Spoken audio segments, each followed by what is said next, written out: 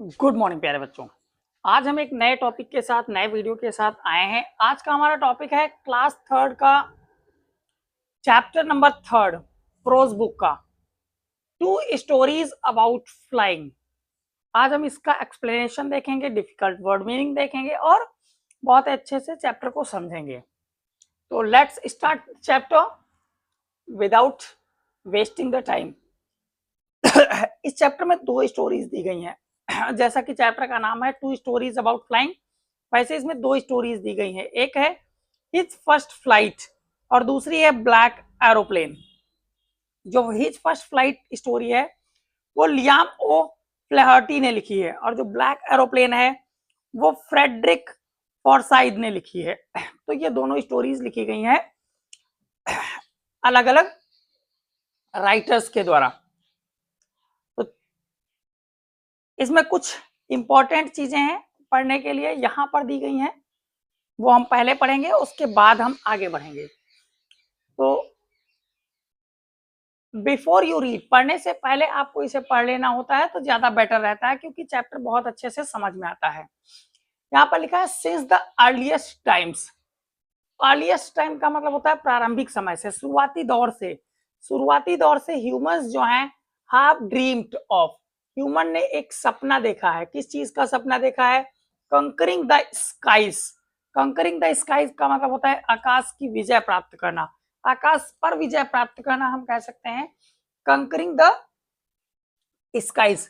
आकाश पर विजय प्राप्त करना का मतलब होता है हर प्रकार से ब्रह्मांड के बारे में अद्भुत चीजों का नॉलेज होना, यानी कि उनके बारे में सोचना, विचारना और उनके बारे में बहुत सारी चीजें अधिक देखना। तो आगे लिखा है here are two stories about flying। यहाँ पर दो स्टोरीज दी गई हैं फ्लाइंग के बारे में। फर्स्ट स्टोरी है अ यंग सीगुल की। एक यंग सीगुल है, सीगुल एक बर्ड का नाम है, छोटी सी चिड़िया है, बहुत ज्यादा डरती है, अफ्रेड है टू फ्लाई, उड़ने से वो बहुत ज्यादा डरती है। बड़ा अजीब लगता है सुनने में कि चिड़िया है जो उड़ने से डरती है, जिसका काम ही है दिन भर उड़ना, और वो उड़ने से डरती है। तो यंग है, छोटी है, इसलिए शायद वो डरती है। तो उसी के बारे में राइटर ने एक स्टोरी लिखी है, हाउ डज ही कंकर हिज फियर। वो किस प्रकार से अपने फियर को अर्थात अपने डर को कंकर करती है। कंकर मतलब विजय प्राप्त करती है, किस प्रकार से वो अपने डर पर विजय प्राप्त करती है। और दूसरी स्टोरी में दिया गया है a pilot is lost in the storm clouds. एक स्टॉर्म क्लाउड्स होता है, स्टॉर्म क्लाउड्स का मतलब होता है तूफान वाले बादल जो होते हैं, उसमें एक पायलट अपना रास्ता खो देता है। डज ही अराइव सेफ, क्या वो सुरक्षित पहुंच जाता है? हु हेल्प्स हिम, कौन उसकी मदद करता है? यहाँ पर तो तीन क्वेश्चन पूछे गए हैं शुरुआत में ही स्टोरी के पढ़ने से पहले। तो अब स्टोरी हमारी स्टार्ट होती है।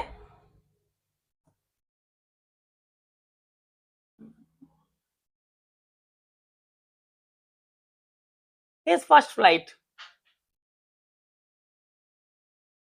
लियाम ओ फ्लैहर्टी, ये इन्हीं की स्टोरी है। आप देखिए यहां से स्टार्ट होती है स्टोरी।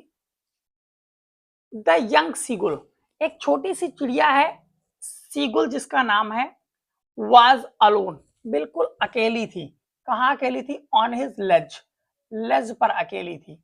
लेज क्या होता है? अ नैरो हॉरिजॉन्टल सेल्फ, एक हॉरिजॉन्टल सेल्फ होता है सकरा सा। है कि लेज कैसे बना होता है, इसमें लेज बना हुआ भी है, ये है, ये पहाड़ी है, ये पहाड़ी है और ये चिड़िया बैठी है इस लेज पर, ये है लेज, ये इसका पार्ट है लेज। तो यहाँ पर चिड़िया वो बैठी है और यहीं से वो उड़ना चाह रही है। तो उड़ने के लिए उसे डर लग रहा है, बहुत ज्यादा डर लग रहा है, उड़ने में उसे बहुत ज्यादा डर लग रहा है। ही हैज टू ब्रदर्स, उसके जो दो भाई हैं, उसके जो दो भाई हैं एंड सिस्टर, और जो उसकी बहन है, दो भाई हैं और जो उसकी बहन है, हैड ऑलरेडी फ्लोन अवे, वो पहले से उड़कर जा चुके हैं, उस पहाड़ी से उड़कर जा चुके हैं द डे बिफोर, एक दिन पहले ही।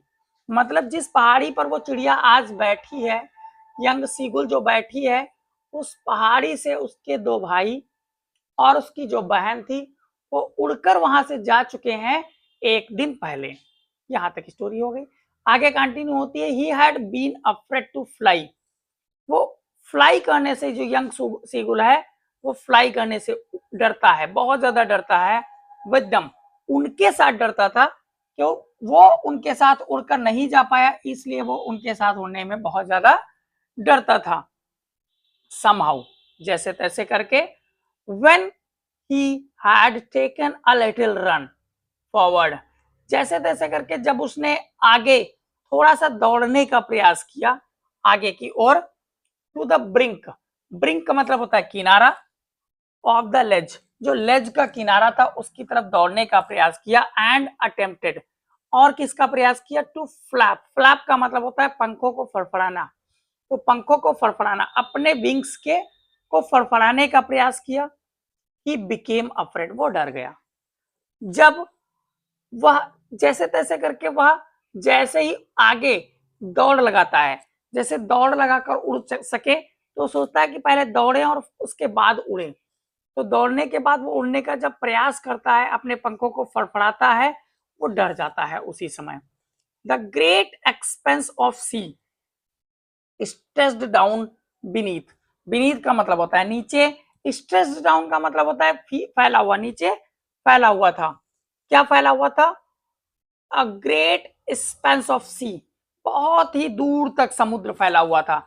मतलब जिस चट्टान पर वो बैठा था, जिस क्लिफ पर वो बैठा था, उस क्लिफ के नीचे, बिल्कुल नीचे एक समुद्र फैला हुआ था, बिल्कुल। और उसी समुद्र को देखकर भी वो और ज्यादा डर जाती थी। And it was such a long way down, और जहां पर वो बैठा था वहां से उसकी ऊंचाई भी काफी थी, अर्थात वहां से उसे लग रहा था कि बहुत ज्यादा डाउन है, बहुत ज्यादा नीचे है, हम नीचे गिरेंगे और मर जाएंगे। इतना ज्यादा डाउन लगता था, माइल्स डाउन लगता था उसे कि कोसों दूर है, माइल्स डाउन है, मतलब बहुत ज्यादा कई माइल्स नीचे है। He felt certain that his wings, उसे ये महसूस होता था, क्या महसूस होता था? निश्चित रूप से, सर्टेन, निश्चित रूप से कि उसके जो wings हैं, जो उसके पंख हैं, would never support him, कभी भी उसका सपोर्ट नहीं करेंगे, ऐसा उसे महसूस होता था। वो ऐसा महसूस करता था कि जो उसके पंख हैं वो निश्चित रूप से उसे सपोर्ट नहीं करेंगे, उसे सहारा नहीं देंगे, और वो उसी समुद्र में गिरकर मर जाएगा। इसीलिए वो और ज्यादा डरता था। So he bent his head, इसलिए उसने अपना सिर झुका लिया, and ran away back to the little hole under the ledge, ledge के नीचे ही एक छोटा सा गड्ढा था, होल था, उसी होल में वो दोबारा दौड़ के फिर से चला जाता है। Where he slept at night, और जहां पर वो रात भर सोता है। इवन, यद्यपि, when each of his brothers, यद्यपि जब उसका प्रत्येक भाई, एंड हिज लिटिल सिस्टर, और उसकी जो छोटी बहन थी, whose wings were far shorter, जिनके पंख जो थे वो और ज्यादा उससे छोटे थे, than his own, उसके अपने पंखों से उन लोगों के पंख छोटे थे। ran to the brink, वो क्या करे थे?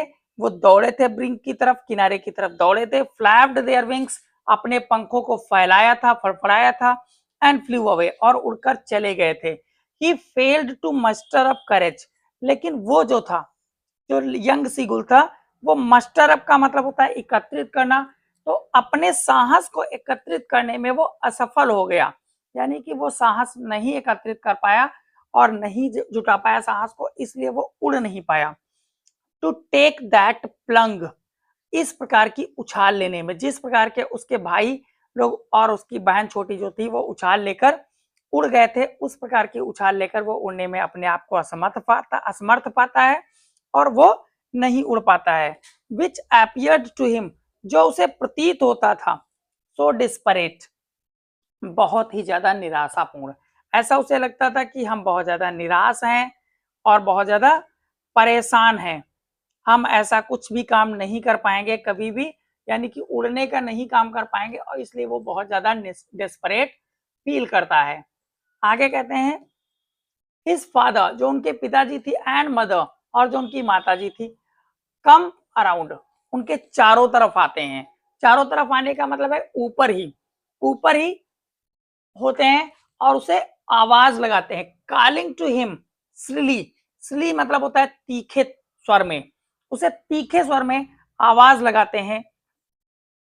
अपब्रेडिंग हिम, ऐसा लगता है कि उसे डांट रहे हैं। अपब्रेडिंग का मतलब होता है डांटना, स्कोल्ड करना, तो डांट रहे हैं उसे। थ्रेटनिंग, धमका रहे हैं उसे। To let him starve on his ledge, और कहते हैं कि चलो इसे छोड़ दो यहीं पर, इसे स्टार्व होने दो, मतलब भूखे मरने दो यहीं पर, इसी लेज पर इसे भूखे मरने दो। तो इस प्रकार से उसे डराते हैं, धमकाते हैं, ताकि वो भी उड़ना सीख जाए। इसलिए वो ऐसा करते हैं कि वो भी उड़ना सीख जाए। हमें जब कोई व्यक्ति इस प्रकार की धमकियां देता है, इस प्रकार से डराता है, डांटता है, इट मीन्स वो हमारे वेलफेयर के लिए कुछ कह रहा है, हमारे भले के लिए कुछ कह रहा है। जैसे टीचर्स हैं, टीचर्स बच्चों को अक्सर डांटते हैं, तो क्यों डांटते हैं? कारण होता है कि वो सोचते हैं कि बच्चा पढ़ जाए, और जब पढ़ जाएगा तो इसे आगे चलकर सपोर्ट मिलेगा इसके जीवन में बढ़ने में। तो इसीलिए उसके माता पिता भी डांटते हैं। तो वहां पर जैसे टीचर्स बच्चों को डांटते हैं, माता पिता डांटते हैं, वैसे ही उसके मम्मी पापा, जो छोटा यंग सीगुल था, उसके मम्मी पापा उसे डांट रहे हैं और धमका रहे हैं कि अगर जो तुमने यहाँ से नहीं छोड़ा, ये स्थान अपना लेज नहीं छोड़ा, तो मर जाओगे। अनलेस ही फ्लू अवे, जब तक वो नहीं उड़ता है तब तक वो इसी लेज से नहीं उड़ता है, तब तक वो भूखे वहीं पर इसे मरने के लिए छोड़ दो, ऐसे उसके मम्मी पापा उसे धमकाते हुए बोलते हैं। आगे स्टोरी कंटिन्यू होती है। But for the life of him, लेकिन उसके जीवन के लिए, ही कुड नॉट मूव, वह मूव नहीं कर पा सका। वह मूव नहीं कर सका मतलब वो जो यंग सीगुल था, वो अपने जीवन के लिए वहां से मूव नहीं कर पाता है, मतलब वो हिल नहीं पाता है। दैट वॉज 24 आवर्स एगो, और ये कब की बात है? 24 घंटे पहले की बात है। जितनी भी बातें मैंने अभी बताई हैं वो 24 घंटे पहले की बात है। सिंस देन, तब से, nobody had come near him, उसके बाद वहां उसके पास कोई नहीं आया। 24 घंटे बाद उसके पास वहां कोई नहीं आया उसे बचाने के लिए, उसे बताने के लिए कुछ भी। द डे बिफोर, एक दिन पहले की बात है। ऑल डे लॉन्ग, पूरे दिन। He had watched his parents flying, एक दिन पहले की बात है, वो पूरे दिन देखता रहा था। ही हैड वॉच्ड, वो देखता रहा था अपने पेरेंट्स को फ्लाइंग, उड़ते हुए, about with his brothers and sister, उसके भाइयों के साथ और उसकी बहन के साथ उड़ते हुए देख रहा था। एंड परफेक्टिंग देम, और उन्हें परफेक्ट कर रहे थे, जो उसके पेरेंट्स थे वो उन्हें परफेक्ट कर रहे थे। In the art of flight, in the art of flight का मतलब होता है उड़ने की कला। तो उड़ने की जो कला थी उसमें वो उसके पेरेंट्स, उसके दोनों भाइयों को और उसकी छोटी बहन को परफेक्ट कर रहे थे उड़ने के लिए। टीचिंग दम, और उन्हें बता रहे थे, सिखा रहे थे। हाउ टू स्किम, किस प्रकार से स्किम किया जाता है। स्किम का मीनिंग होता है move lightly just above the surface here the sea. Surface का मतलब है यहाँ पर समुद्र से, समुद्र के ऊपर किस प्रकार से लाइटली मूव किया जा सकता है, मतलब समुद्र पर आप किस प्रकार से बहुत आसानी से उड़ते चले जाएं, इस प्रकार से स्किम करना उसके पेरेंट्स उसे सिखा रहे थे। द वेव्स, स्किम कहां पर करना था? वेव्स के ऊपर। एंड हाउ टू, वेव्स मतलब लहरें, लहरों के ऊपर। एंड हाउ टू ड्राइव, और किस प्रकार से डाइव किया जाए। डाइव मतलब होता है गोता लगाना, समुद्र में कैसे किस प्रकार से डाइव किया जाए, फिश के लिए मतलब मछली के लिए, किस प्रकार से समुद्र में डाइव किया जाए, मछली भी पकड़ ली जाए और समुद्र के ऊपर उड़ते भी रहें। इस प्रकार की चीजें उसके पेरेंट्स उसे सिखा रहे थे। He had in fact, he had seen, in fact वास्तव में उसने देखा था। क्या देखा था? हिज ओल्डर ब्रदर, जो उसके बड़े भाई थे, catch his first hurrying, catch his first, उसने देखा था अपने बड़े भाई को पकड़ते हुए पहली हैरिंग। हैरिंग का मतलब होता है सॉफ्ट फिन्ड सी फिश, एक फिश का नाम है हैरिंग। तो उसने पहली जब फिश को पकड़ा तो वह देख रहा था अपनी चट्टान पर बैठा हुआ वास्तव में। And Daewoo it, Daewoo it का मतलब होता है निगल जाना, डेवर का मतलब होता है निगल जाना, बिल्कुल निगल जाना। डेवर का मतलब होता है तो डेवर इट का मतलब यहाँ फिश है। तो उस फिश को जिसको पकड़ा उसने, उसके बड़े भाई ने, उसको वो निगल गया और ये सारी चीजें वो बैठा बैठा देख रहा था, उसी चट्टान के ऊपर से बैठे बैठे देख रहा था। आगे कंटिन्यू होती है story, standing on the rock, और बताते हैं कि वो रॉक पर खड़ा हुआ, वो रॉक पर खड़ा हुआ था सीगुल, वाइल हिज पेरेंट, जबकि उसके जो पेरेंट्स थे, circled around raising a proud cackle. Cackle का मतलब होता है बहुत तेज की आवाज, बहुत तेज की आवाज, बहुत जो तेज की आवाज होती है उसे कैकल कहते हैं। और प्राउड का मतलब होता है गर्व से, वो गर्व से आवाज को रेज कर रहे थे। रेज मतलब होता है बहुत उठाना ऊपर को, तो अपनी आवाज को गर्व से ऊपर उठा रहे थे और सर्कल कर रहे थे, उसके चारों तरफ घूम रहे थे। उसके पेरेंट्स सर्कल कर रहे थे, सर्कल मतलब होता है चारों तरफ गोला बनाना, और गोले में ही वो रेज करके प्राउड कैकल कर रहे थे। एंड ऑल द मॉर्निंग, और पूरी की पूरी सुबह, द होल फैमिली, जो पूरा का पूरा परिवार था, had walked about on the big प्लेटू, पूरा का पूरा परिवार had walked about on the big प्लेटू। प्लेटू का मतलब पठार होता है, बहुत ही थोड़ा सा समुद्र के लेवल से ऊंचा भाग को प्लेट्यू कहा जाता है। तो उसी प्लेट्यू पर वो वॉक करके चले जा चुके थे, उसका पूरा परिवार, उसी morning. And all the morning the whole family, पूरे सुबह उसका जो परिवार था, पूरा का पूरा परिवार, वो वॉक करके एक बिग प्लेट्यू पर चले गए थे। Mid way down the opposite, और उनके बीच में, मिडवे डाउन का मतलब होता है उनके बीच में एक क्लिफ थी। टॉन्टिंग हिम, जो उसे टॉन्ट कर रही थी, टॉन्ट का मतलब होता है ताना मारना, तो ताना मार रही थी उसके ऊपर हिज कावर्डेस, और किस पर ताना मार रही थी, विद हिज कावर्डेस, उसकी कायरता के लिए उस पर ताना मार रहे थे सब के सब। और वो चट्टान भी, चट्टान इसलिए ताना मार रही थी क्योंकि वो उस चट्टान को छोड़कर नहीं जाना चाह रहे थे, जबकि सब के सब, उसके भाई और बहन और उसके मम्मी और पापा सब उसे छोड़कर जा चुके थे। The sun was now ascending the sky, जो सन है वो असेंड कर रहा है स्काई में। स्काई में असेंड का मतलब होता है ऊपर चढ़ना, तो आकाश में लगातार ऊपर चढ़ रहा है। ब्लाजिंग, ब्लाजिंग का मतलब होता है कस के चमकना, बहुत तेजी से चमकना धूप में, तो ब्लाजिंग ऑन कर रहा था। और ब्लाजिंग ऑन कहाँ कर रहा था, हिज लेज, उसकी चट्टान पर बहुत तेजी की चमक पड़ रही थी। दैट फेस्ड द साउथ, और जो चट्टान थी वो साउथ की तरफ फेस थी, यानी कि जो लेज थी वो साउथ की तरफ उसका डायरेक्शन था। और उस लेज पर बहुत तेजी से आवाज, सॉरी, बहुत तेजी से चमक आ रही थी जो सन के असेंडिंग की थी। ही फेल्ट, उसने महसूस किया, द हीट, उसने गर्मी को महसूस किया, because he had not eaten since the previous nightfall, क्योंकि पिछली रात से उसने कुछ नहीं खाया था, इसीलिए वो और ज्यादा धूप को महसूस कर रहा है। जब कोई व्यक्ति कमजोर होता है तो वो कमजोरी में धूप जो होती है उसको और ज्यादा लगती है। तो इस प्रकार से उसे बताया गया है, उसके बारे में बताया गया है, डिटेल बताया गया है, बहुत सारी चीजें बताई गई हैं कि वो उड़ नहीं पा रहा है और उसके साथ क्या क्या घटित हो रहा है वहां उस चट्टान पर, कैसे उसके पेरेंट्स उसे डांट रहे हैं। तो इस प्रकार से तमाम सारी घटनाएं उसके साथ घटित होती हैं। आगे स्टोरी कंटिन्यू होती है, और क्या होता है, he stepped slowly out to the brink of the ledge, वो फिर से एक बार प्रयास करता है और लेज के ब्रिंक की तरफ आता है धीरे धीरे। ब्रिंक मतलब किनारा, लेज का मतलब वही चट्टान, उसी चट्टान के ब्रिंक की तरफ वो धीरे धीरे फिर से आता है, स्टेपिंग करते हुए, एंड स्टैंडिंग, और वहीं पर खड़े होकर, वन लेग, एक टांग पर वही खड़े होकर, with the other leg hidden under his wings, और जबकि उसने दूसरी जो टांग थी वो अपने पंखों के नीचे छुपा ली थी। ही क्लोज्ड वन आई, और उसने अपनी एक आंख को बंद कर दिया था। देन द अदर, पहले उसने एक अपनी आंख बंद की और उसके बाद दूसरी भी आंख बंद कर ली।